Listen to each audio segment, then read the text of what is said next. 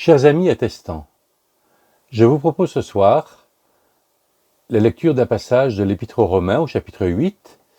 Alors, je vais lire les versets 26 et 27, mais je vais prolonger ma lecture jusqu'au verset 29, même si je me concentrerai surtout sur les versets 26 et 27. De même, l'Esprit aussi vient en aide à notre faiblesse, car nous ne savons pas prier comme il faut. Mais l'Esprit lui-même intercède pour nous en gémissements inexprimables. Et celui qui scrute les cœurs sait quelle est l'intention de l'Esprit.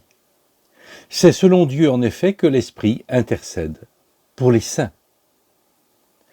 Nous savons d'autre part que tout concourt au bien de ceux qui aiment Dieu, qui sont appelés selon son dessein.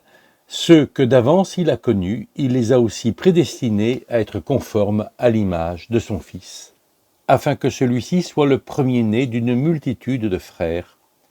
Ceux qu'il a prédestinés, il les a aussi appelés. Ceux qu'il a appelés, il les a aussi justifiés. Et ceux qu'il a justifiés, il les a aussi glorifiés. Alors, frères et sœurs, dans notre parcours sur la prière, nous ne pouvions pas éviter cet enseignement de Paul au sujet de notre prière et au sujet de la prière de l'Esprit Saint.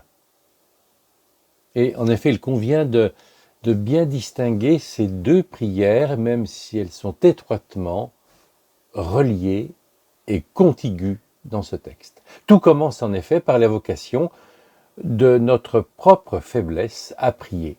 Car, dit Paul, nous ne savons pas prier comme il faut. Voilà qui nous ramène à une condition bien humble, bien humiliante même. Malgré toutes les exhortations de la Bible, malgré toutes nos expériences spirituelles, nous ne savons pas prier comme il faut. Nos expériences spirituelles ne peuvent pas nous faire oublier ce que Paul a évoqué quelques versets auparavant lorsqu'il écrit à propos de nos gémissements, de nos propres gémissements et de notre attente de la délivrance finale.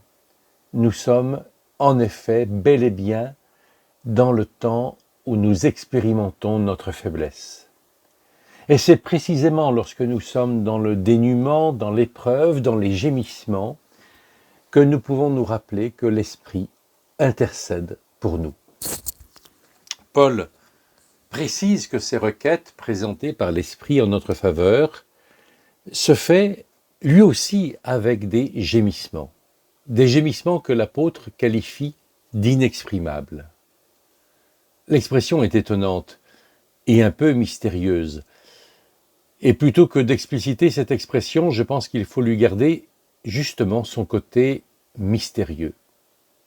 Tandis que nos gémissements disent notre faiblesse, ces gémissements inexprimables de l'Esprit Saint disent que l'intercession de l'Esprit n'ignore pas nos détresses et nos désarrois.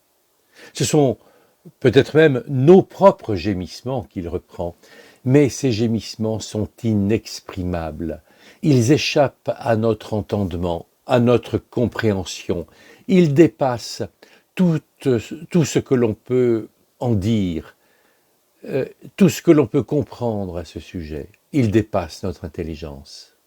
Cette intercession de l'Esprit m'échappe complètement et accentue encore la mise en perspective de ma faiblesse. Dans l'épreuve, je suis faible et je gémis, mais dans la foi, je reste faible et tributaire de plus grand que moi. Il y a quelqu'un, il y a une personne de la Trinité qui prie pour moi, pour toi, et je ne comprends pas ce qu'elle dit. Si dans l'épreuve comme dans la foi, je suis et reste faible, l'Esprit, lui, intercède, précise Paul, selon Dieu. Ma prière est maladroite, ma foi est fragile, mes motivations sont parfois troubles, mais quand l'Esprit de Dieu intercède pour moi, lui, il le fait sans maladresse, sans mauvaise intention, sans mauvaise motivation.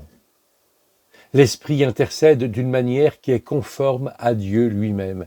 Et cette conformité, elle est validée par Dieu le Père lui-même, que Paul présente ici comme celui qui scrute les cœurs. Dans les versets qui suivent, Paul va résumer en une phrase le but de cette prière. C'est de nous rendre conformes à son Fils, Jésus-Christ. Verset 29. Alors en résumé, lorsque nous prions avec maladresse et d'une manière peut-être même inappropriée, rappelons-nous qu'un autre prie pour nous d'une manière parfaite, droite, à partir de notre réalité et dans un objectif précis. Ne soyons donc pas inquiets à propos de notre vie, à propos de notre prière balbutiante. Le Dieu trinitaire se mobilise ici pour porter notre prière, notre vie, ce qui nous fait gémir. Quel admirable amour se déploie ici en notre faveur personnellement. Lorsque nous réfléchissons à notre vie et à notre vie spirituelle, n'oublions pas que la partie la plus importante de cette vie spirituelle, la partie la plus juste, nous échappe complètement. Il y a en nous une présence et une prière de l'Esprit que nous ne pouvons pas comprendre, ni peut-être même parfois ressentir dans notre faiblesse.